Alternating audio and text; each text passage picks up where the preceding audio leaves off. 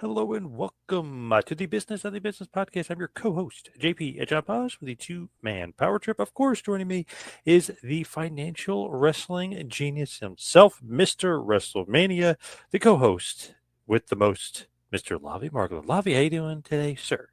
Hey, John, I'm doing great. First, before I get closer to the camera, I just wanted to highlight a shirt that I asked my daughter to make, which is based on the Macho Man Freak Out, Freak Out, Freak Out interview with Mean Gene Okerlund.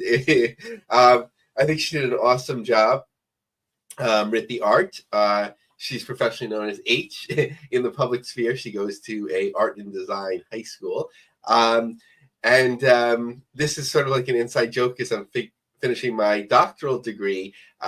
We would meet like once a week over Zoom, kind of like this. And people went around, how's it going? Like with your first assignment, I was like, I thought I was going to freak out. So my other classmates remembered me from saying that. So that's sort of like an inside joke to why I made the T-shirt. But I'm very proud of her work, and I'll be wearing it a lot. Nice. Love the shirt. I love the promo too. If you remember that great promo from Mean Gene, I love watching some of those old promos with Mean Gene and the Macho Man. Oh yeah, Oh, cream of the crop. oh yeah, those are the best. And your friend and recent guest, Chris, our friend and recent guest on your program, Chris Zellner. I love when they pull out the little snippets. It's just like the old promos. Like it just felt like so real, like connecting with the audience. Whereas today, it depends on the performer, not to blanket everyone, but it wasn't somebody scripting it. It was really, as has been well documented, but like really Yes. connecting with the audience on a deeper level. So let's talk about the big topic of the week, WrestleMania, but not only WrestleMania. Let's talk about WrestleMania the week, show by show. What is going on in Vegas this week?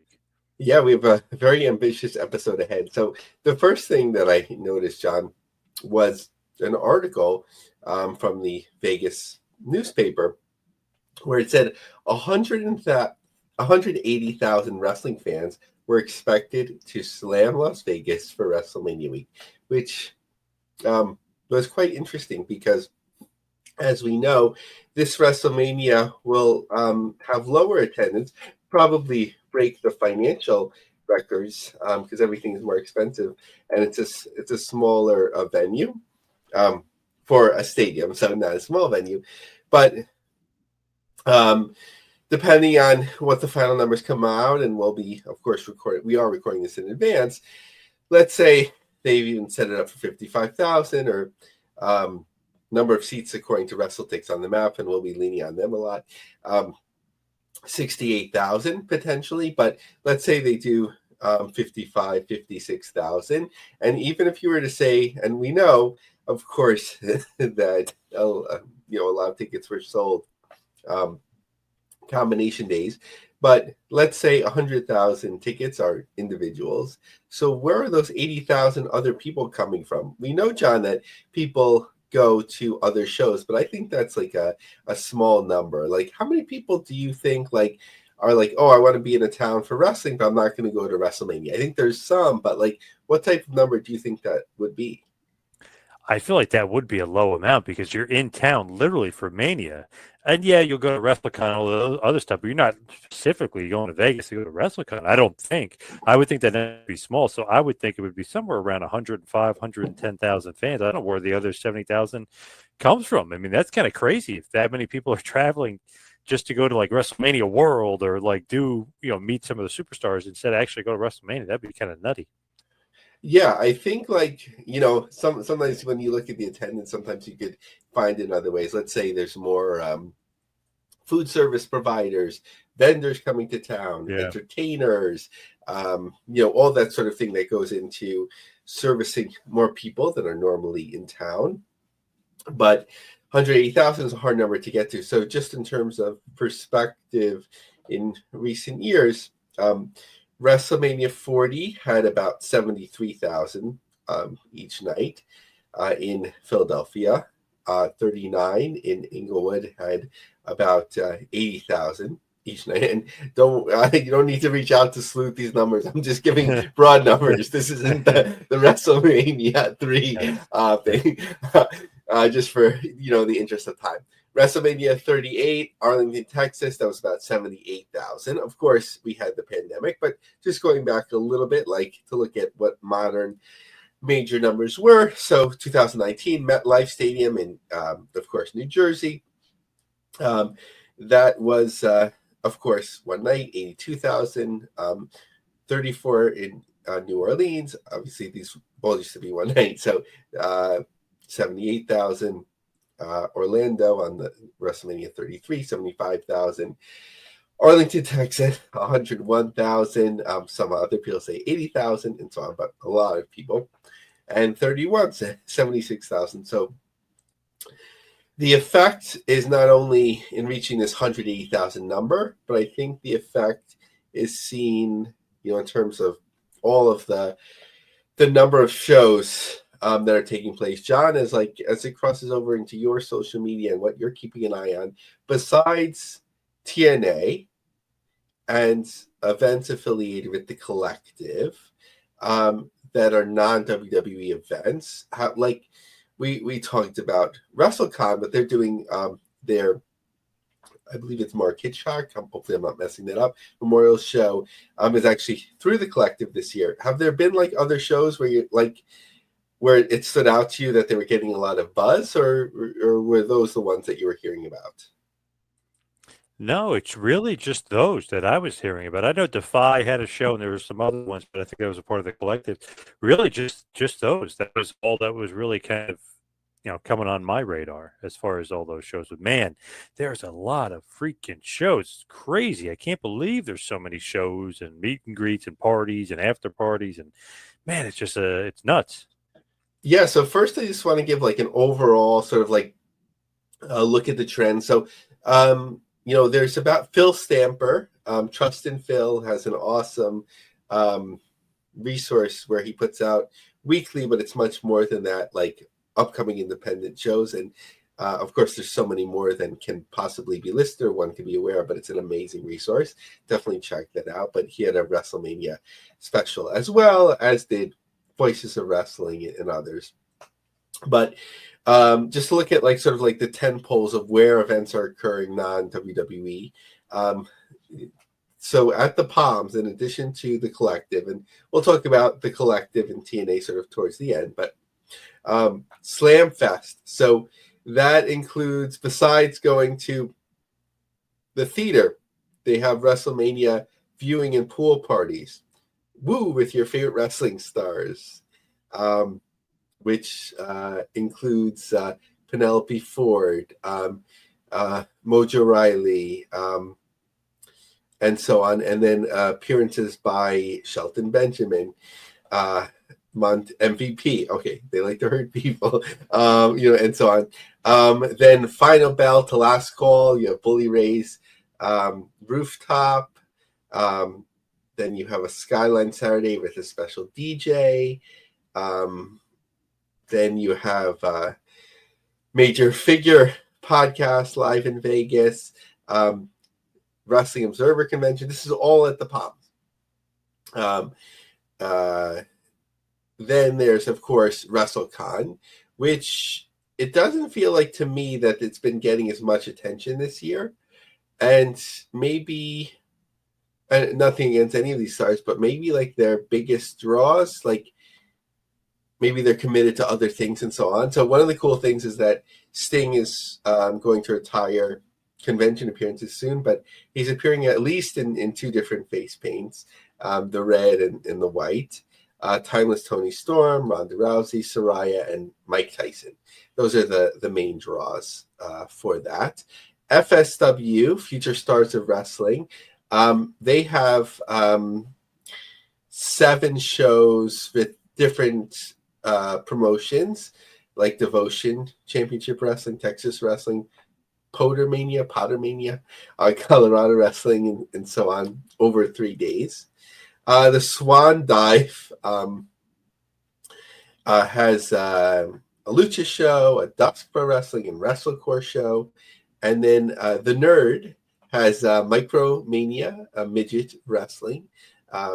That's how they describe the promotion, not my description of little people and so on. But just to begin talking about attendances so far. So of their 4 shows, a couple of them had been listed as almost full, and a couple not. They were the first ones to like kick off WrestleMania week.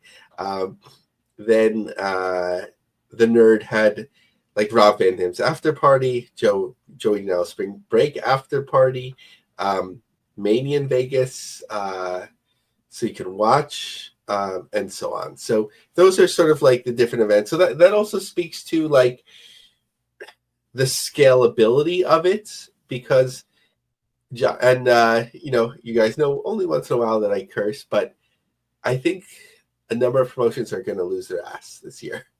And that's not really a laughing matter. But it's really, John, I feel like the trade-off is that some promotions are going just to go, and the credibility of that, and possibly networking, but sort of knowing that they're not going to make a lot of money. Do you think that could be the case? Yeah, I feel like that's definitely going to be the case, because you kind of have to be there. You got to show face. You got to get your name out there. But there's also 65 different shows to go to, so some of them are definitely not going to make the money that they're going to be looking to make either. And man, it's an expensive trip out there, that's for sure. I think one of the things that helps them is like you have these venues. So like the Collective, of course, they have. Actually, they moved all of their shows to the same spot in the hotel rather than splitting it up. Dragon Gate was going to be a small room, which might have come across better in their original planning, because they're basically going to pack out that small room, and then suddenly they were in this 2,200 seat venue, and then they're only really on the floor a little bit, a drop in the riser. So maybe that hurts the perception a little bit, but obviously it makes a lot of sense logistically, just to keep all the venues and events in the same place. You don't have to move the ring around or find another ring, that sort of thing. But what also helps is that you have all of these talents there. So like, for example, and this is an extreme case, but Masha Slamovich is doing 4 shows in one day. It happens that the first show starts at noon, the last show is like at 9 p.m., whatever it might be, and she's a semi-free agent, right? Because she's signed to TNA, but she has the ability to do these shows, and she's really one of the top stars on the independents. But this could work for other independent wrestlers too, and however companies work it out amongst themselves, or the wrestler helps to work it out too, where you could split the hotel room and the travel costs and so on between the promotions. But let's get into the nitty gritty here. And just spoiler alert, there's not a lot of surprises, meaning that the shows you may not have heard of and so on, they wouldn't be expected to do well, and they're probably not going to do well. Whereas those that are a little bit higher profile, like the Collective, you expect to do well. We'll talk about if they met those expectations, TNA, and so on. But let's get into it. So Big Valley Wrestling, the world's greatest wrestling live pro wrestling event at the Sci-Fi Center in Las Vegas. So there's no open map, but I was able to do a ticket search for at least 30 tickets in each of the categories, or 30 in 3 categories and 20 in the other. So $20 tickets, I put 30 in the box, $15, 30, and so on. And I was able to, balcony seating, I was able to put 20 tickets. The prices were very reasonable, between $20 and $10. But over 110 tickets went into my cart in a small venue. So that's just like a little bit of a picture there. New Tradition Wrestling in the Swan Dive Bar. So in terms of reserved seats, there are very few of them, but very few of them were sold as far as I could tell. Plenty of, yeah, plenty of tickets in the front row and beyond. So not much there for Viva Las Reinas Lucha Libre. And again, this is a snapshot in time. So if there was a run on any of those shows, we'd be happy to hear it or something sold out. But this is just at that moment. Colorado Wrestling Connection presents CWC versus the World. Front row, VIP front row was sold out. General admission tickets was 10 or more. ASC, which gets a lot of buzz. They had previously run, I believe, the For the Culture elements at the Collective.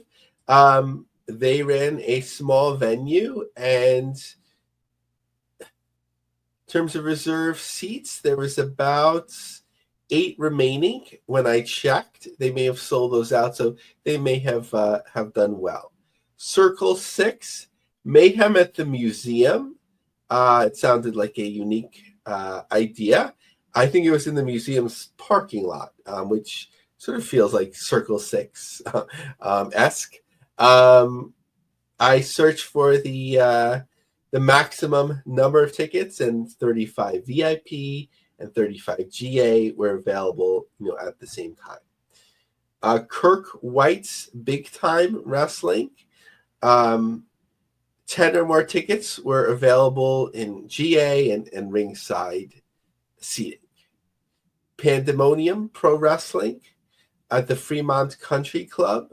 The maximum number of tickets, so I ran 6 front row tickets, which were $95 a piece, and those were still available.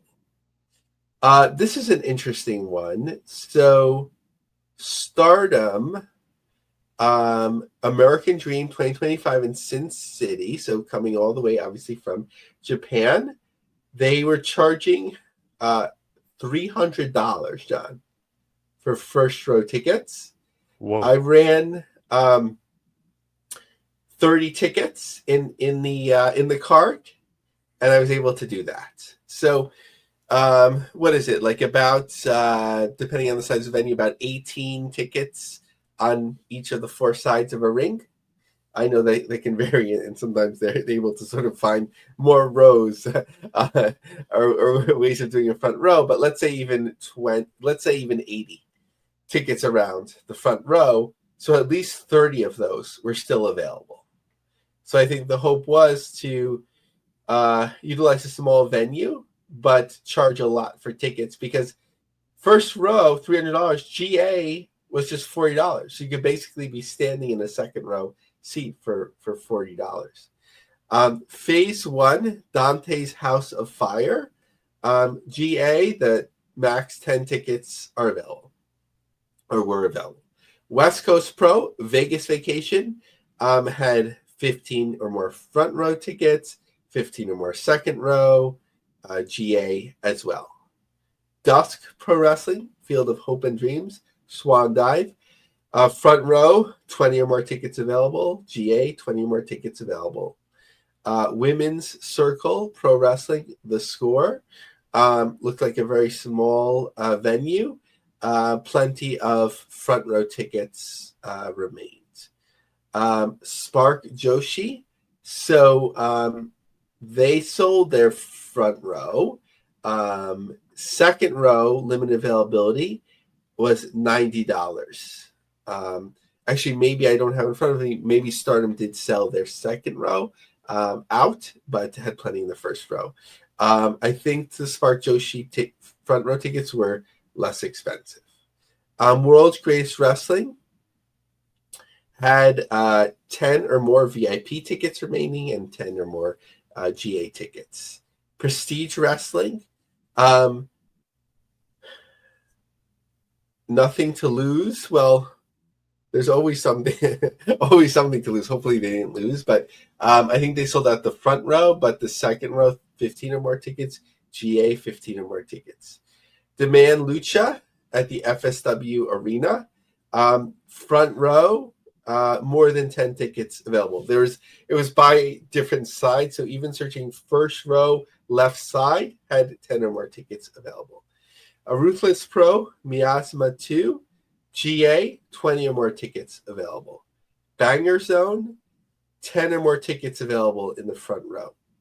All Caribbean Wrestling, so this is the promotion that's gotten attention for their distribution, but also working with Mark Henry. So in all of these areas, however they distinguish this, GA, VIP, Buddy Pass, and Towel and Whistle all had 10 or more tickets available. Marvelous Pro Live, 15 or more in the second row. So they sold out their first row, and GA 10 or more tickets. So the Pottermania, which has Izzy against Nina Samuels, they had 10 or more tickets available, reserved. Front row, 2-packs, GA 2-packs. Versus, okay, so this is interesting. So there are some free events around town. So I don't have tickets numbers, of course, but they were still available to claim them. So Versus Pro Bet at the Downtown Container Park in Vegas. WrestleCore. Fear and WrestleCore in Las Vegas. Shooting Starfest. 10 or more GA tickets available. Also, free pro wrestling with Chavo Guerrero at Beer Zombies. So this is one is an interesting thing to look at, as we'll talk about more in a few moments. Dragon Gate with the collective did relatively well, or I would say quite well. I don't think the expectations should change, even though they moved them to a bigger space at the hotel. First, John, I'm not sure if you saw this. I felt bad for a friend of the show, former guest Ho Ho Lun.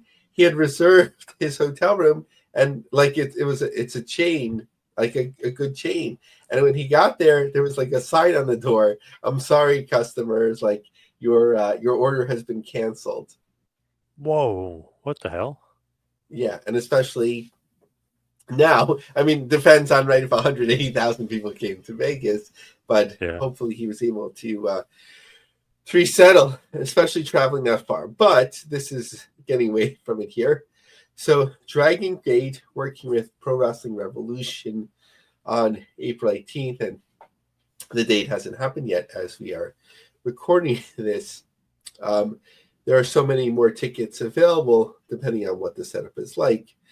Front row has 7 tickets remaining. Second row, 15 or more. Third row, 10 or more. Fourth and fifth row, 15 or more. Standing room only, 15 or more tickets. So that's much lower than the collective. So A, it could be the collective and the venue. But B, and I would say that's probably more so. And B, just a lower profile event. Also, Friday night, right, is that competing with a live SmackDown. Grap House. Okay, so this one didn't have a limit, or maybe I reached a limit or I stopped or whatever.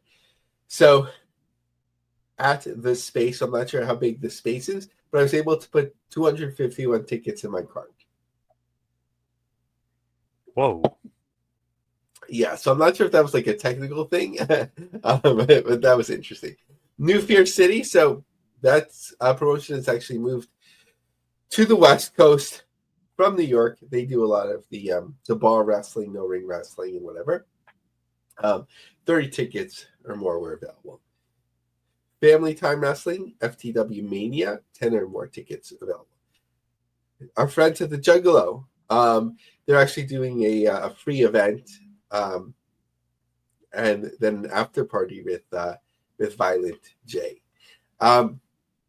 John, what were your expectations for the ID tournament when you first heard about it? Did you think like GCW and FSW would be able to capitalize on that?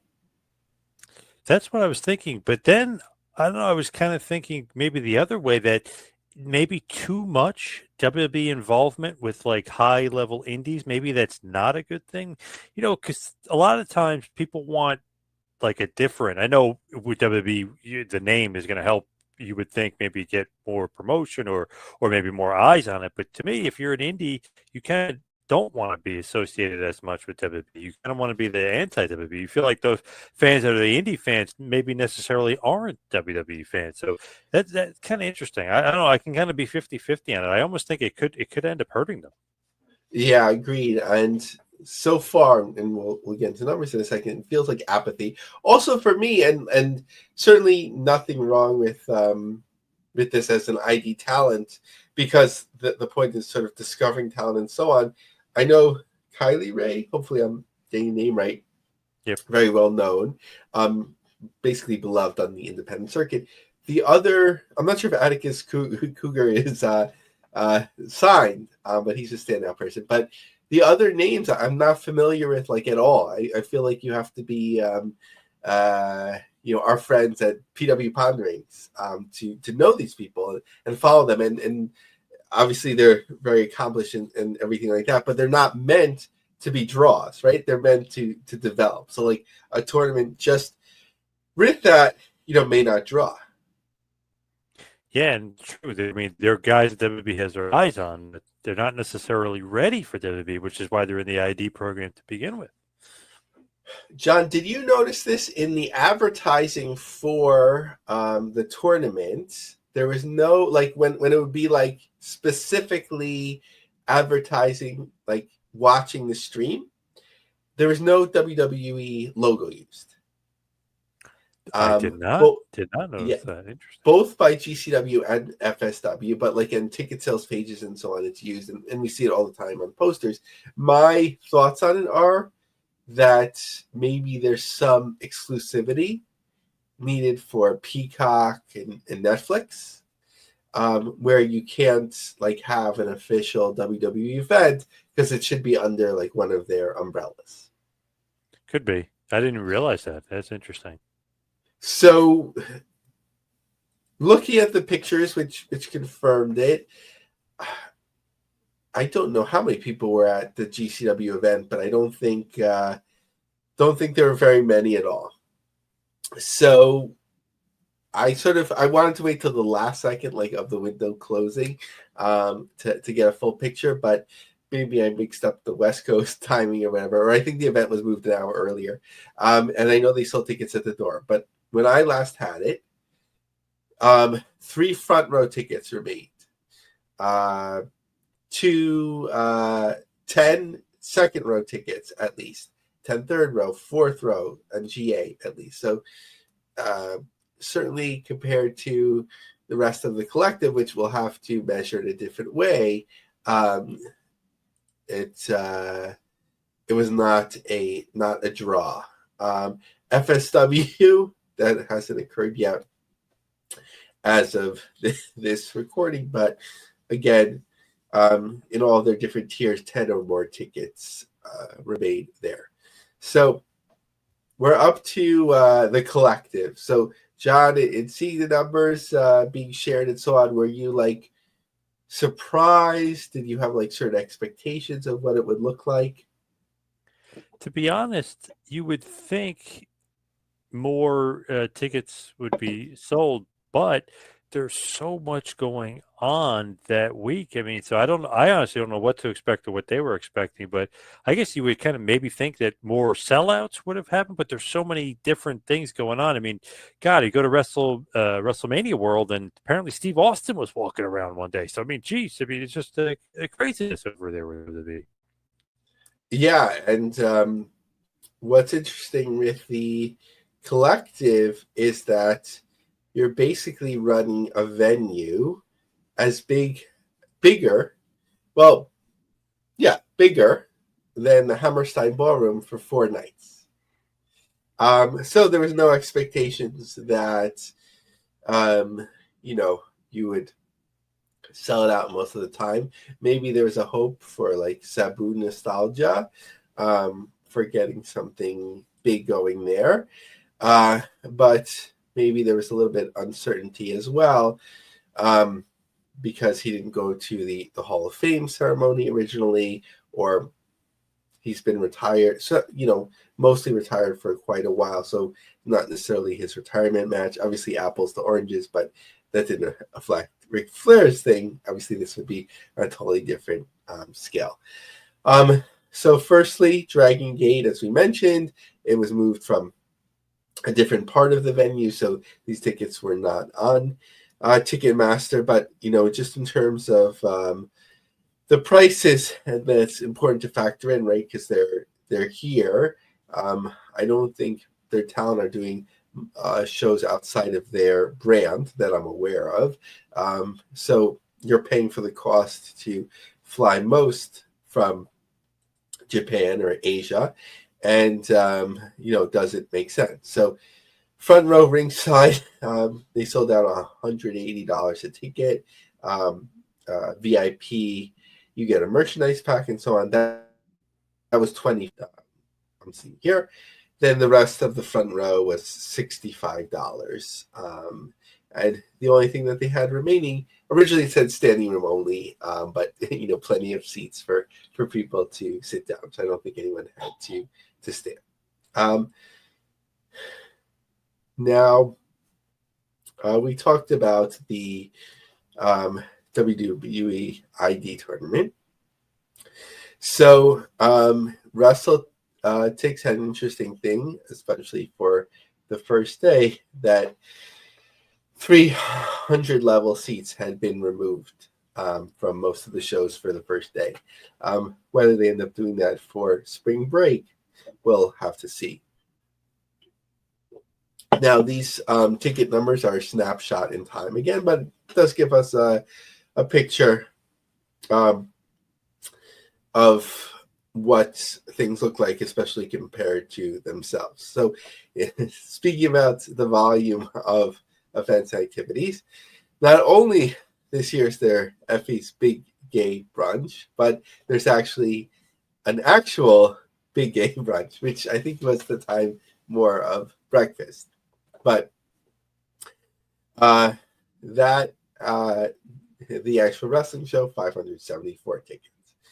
GCW versus TJPW versus TDP, 465.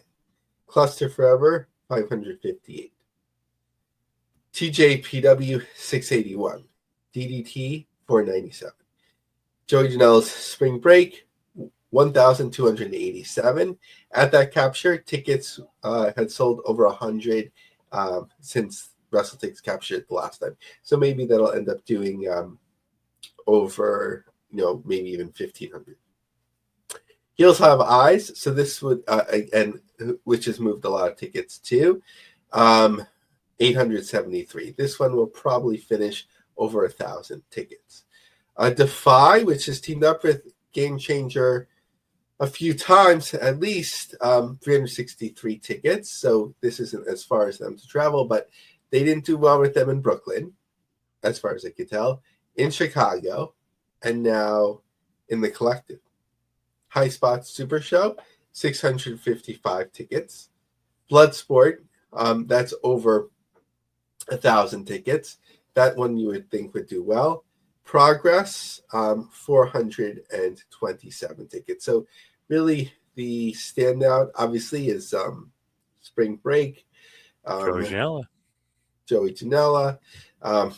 You have the Bloodsport, and Heels Have Eyes. The others, I would say, well, it depends. Like TJPW 681, is that disappointing and so on? I don't know. It's also like it's such a big difference in venues. Last time they were using like a catering hall, and here they're in like one of the biggest venues and classiest venues they've ever run. So it's like such a big difference. TNA show, this one hopefully will get some numbers, but they sold out their reserve tickets, and there's medium level availability for the GA, which are in the risers. John, what did you think about all these like WWE supplemental events this year? I feel like some of them are been like Hall of Fame that's always goes on, NXT that always happens. But some of the other ones are just, I don't know. The roast, I'm not really into that. I thought that was weird. Undertaker, usually, I think, right for the last couple of years, they've done the one dead man show, so that makes sense. But just, I don't know, some of the after party stuff and the roast, I'm just, I don't know, not interested in those. You know, to show you how out of touch I am, Tony, I'm gonna mess up the name, Hinchcliffe. Yeah. I thought they were doing like a spoof on what's his name from Man on the Moon. Andy Kaufman. Yeah, Andy Kaufman, and he had that like other personalities. I was like, are they like doing that? Like, why are they doing this? But this guy Tony, and I don't know, whatever, public figure. Apparently, he's like an asshole. Like he's gonna like rip these people apart, and like he was already like making fun of Big E's like neck injury on the show. Yep. So it's like, I don't know, kind of like demoralizing for them. Not to this extreme, but I'm thinking back like on the guy, the first Monday Night Raw, where he was saying like, yeah, Yokozuna, is he in a diaper or something like that? Actually, John, like that would be a great guest for you. You're so good at like finding some of these like interesting characters that we haven't heard from in forever. It's so funny. I was just talking to my buddy about Rob Bartlett the other day, and he was saying that he wanted to see if he was available for like autograph signings and stuff. I was like, I know he still does comedian, like he's still a comedian, he still does shows. So I got to seek out Bartlett, see what he's up to. He didn't seem like the biggest wrestling fan in the world, though, to be honest. No, but it's probably interesting stories. So yeah, I couldn't get. Maybe I was having trouble finding it. Like I couldn't get the stand and deliver numbers yet. So we'll catch up on that on the back end. But that's more of a higher profile show. But I'm more interested in like the smaller shows. So the like post WrestleMania. So here it is. Everyone's like been there for so long and so on. So like, how much can you get out of this? So far, 1,229 tickets distributed with the current setup of 1946. It's Vegas, so you could always fill it up. So the roast, 2,293 tickets. The Dead Man Show, almost 2,000, and the Hall of Fame, almost 3,000. John, like I remember going to see Donald Trump's induction into the Hall of Fame, and Madison Square Garden was sold out. Do you think like the Hall of Fame will become like an arena event again in the future, or do you think this is the best place for it? I don't know. I would hope so. You would think with like Triple H and some of the guys that they have in, they would do a bigger house, but it's so late at night too, so it's weird. They need to figure out a better time and place for the Hall of Fame to make it more special. Because, like you said, when Trump went in, Bruno obviously was like the big draw, but that was loaded. You had Backlund, Foley was there, Trish, right? I mean, so that one was absolutely loaded and sold out MSG. So I figured that could be, it should be an arena show. I mean, they got to do it upright, but the timing of it, you got to stop doing it so late at night. I guess it's hard, like with WrestleMania week, to like shove everything in there, and like the way they were combining with SmackDown in the past. But obviously, you have Cena that could go in, but now they have like a loophole, which they sort of learned from the UFC. You induct matches, so there's really no end in sight. You can have like the biggest draws like every year, but maybe that would like burn it out, where you don't feel like, oh, I need to go see my favorite wrestler. Right, but come on, you got Austin and Brett this year. I mean, you got some pretty big names. They got, I don't know, maybe do it Thursday night because you have SmackDown now on Friday night. They got to figure something out, because I think if you do it after SmackDown, it gets too late. Maybe like maybe it's like something where you can add it to another premium event destination, but I guess that takes away, because this is WrestleMania, like in the Hall of Fame. You want to like connect the two together. Yeah, I don't know. I just feel like there's got to be some way to do it earlier. Maybe do it before SmackDown. So, John, I hope it wasn't too painful for you or our listeners, but we did it. We gave a thorough analysis, and there's even more, right? There's so much more going on. WrestleMania week, but I think we covered, the shows that could be covered. Like, for example, Knox Pro, like you can't really tell from like the ticket sales page, like how many people the venue could seat, and like how many tickets are available. So we only talked about those where there was some sense. Obviously, thank you to WrestleTix that actually has the map counting and so on. But from Eventbrite or similar application, you can at least get a sense of like how tickets are moving and get a sense of the momentum. And again, I think like to cap it off, there isn't a lot of momentum. There weren't a lot of surprises. It sort of was what you'd expect. And I think for some promoters, it's sort of a vanity or maybe a networking project now. It's good to meet other people, to get your name out there, to be attached to the biggest pro wrestling event on the planet. But also, John, you know, what I think about is like maybe, you know, if you're the type of geographic area that has pro wrestling all the time and everyone moved over there, maybe running a show, you know, in New Jersey this weekend when WrestleMania isn't going on is a good idea, right? Because other promoters are put themselves out there and so on. So sometimes like you have to go left when everyone's going right, that sort of thing. Yeah, and hey, AEW, right, staying far away from any of this stuff. So I don't know, maybe that could be a good idea. Let WWE have their a moment, and you know, maybe not get you know, outshined, if you will. No, I think like for like a promotion that obviously they've gotten further and further away from it, but congrats on beating the Nitro record for whatever that is. Oh my gosh, not taking too far away, and I know people have too much, but did you see Tony Khan yelling forever, forever? Yes, like Terry Funk? That was great. Yep. I mean, he's living his best life, you know, that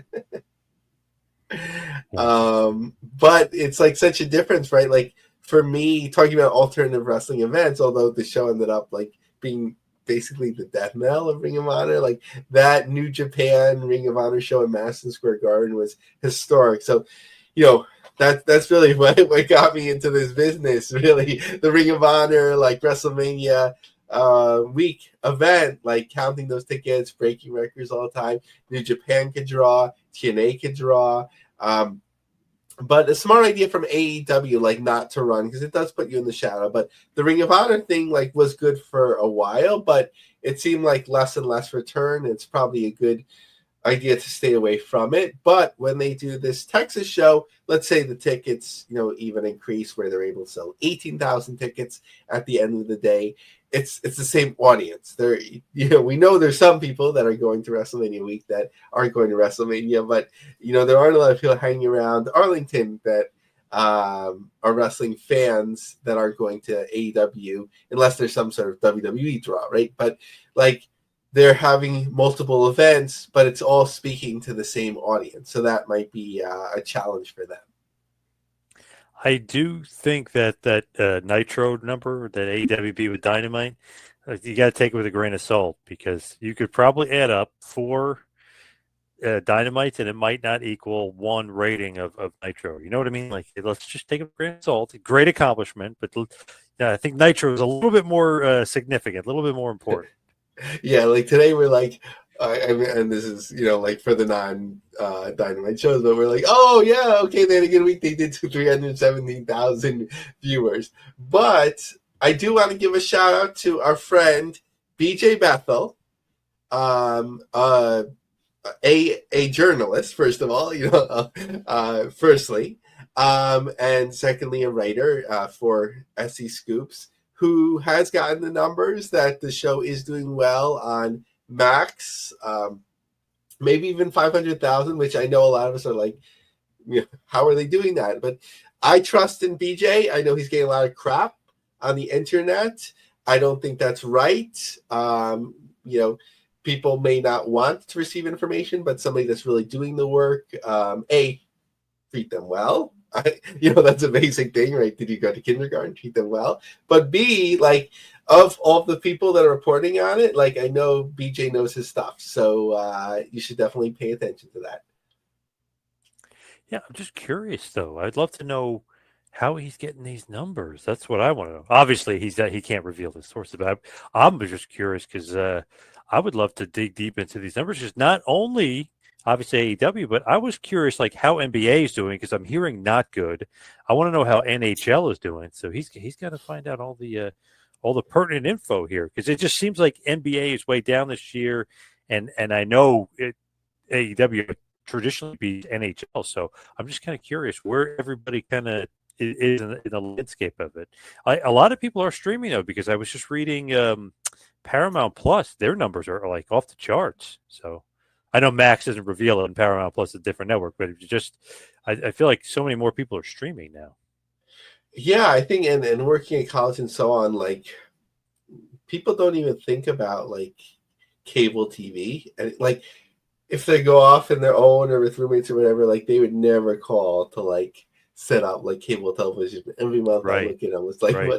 what am I doing? Like, why? Like, but it's not just like stagnation and you just keep doing it, but like everyone streams. It's just like sort of like how open besides Netflix and YouTube, which for some people that will all be what they touch. That's why it's like so important to have a YouTube presence. But like if there's a way to make money from it, that would be even better. But there really has to be something that draws people to other services, and I think that they are older, like ourselves or much older, who are going towards it. But I don't know if like a younger generation is willing to give these other services like a chance.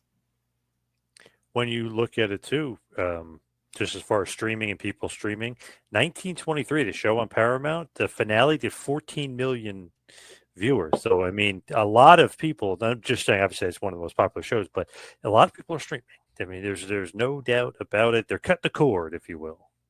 Yeah, the like in terms of like sports and viewership, to me, like the most interesting story like are networks that are sort of struggling and like they're widely distributed, but they had to sort of like play Moneyball and so on. So obviously CW first, with not only WWE but like NASCAR's like secondary type of programming and like college football. Thirdly, like for NASCAR, they did 1 million viewers on the weekend.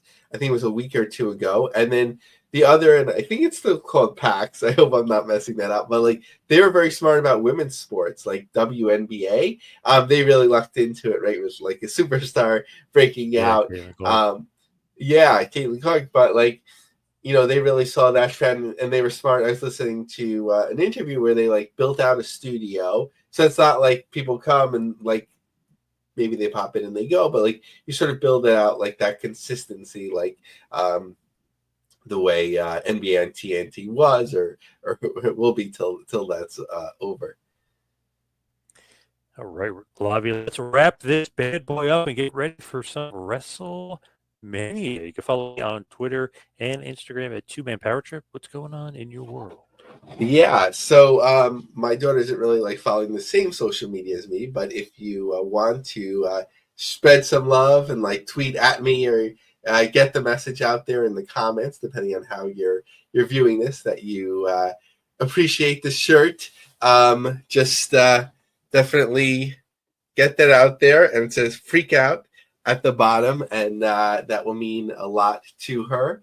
But check me out on X, Lavie Marg, LAVIE MARG, and something that I didn't have a chance to talk about. I haven't seen yet a reservation for the public, but I know that it's out there. Brandon Thurston has shared it to his audience. In terms of the University of Buffalo Student Association, we're going to talk about wrestling with education. Understanding Linda McMahon in Buffalo. So I have my 8-hour Amtrak tickets booked. And not only Brandon Thurston, but Brian Solomon. I'll be on the panel. Another panelist who's an education expert, administrator, will be there in this moderated panel. So if it's open to the public, I believe it will be, then I'll share some information next week and on social so that everyone can prepare and maybe attend. Lavie, that's going to be a good one. You guys are making this a habit here, these shows. I love it. Yeah, it's picked up. Oh, nice, son. You don't waste a second. I love it. And I love the style of it too. So, wrestling with education, understanding Linda McMahon, Waldman Theater, 190 Norton Hall. Be there, be there, be there. Especially if you're an alumni or a student. Publicly, I'm sure you can come also, but have to get that information first. All right. Thank you, everybody, for tuning in. See you right back here next week for a little business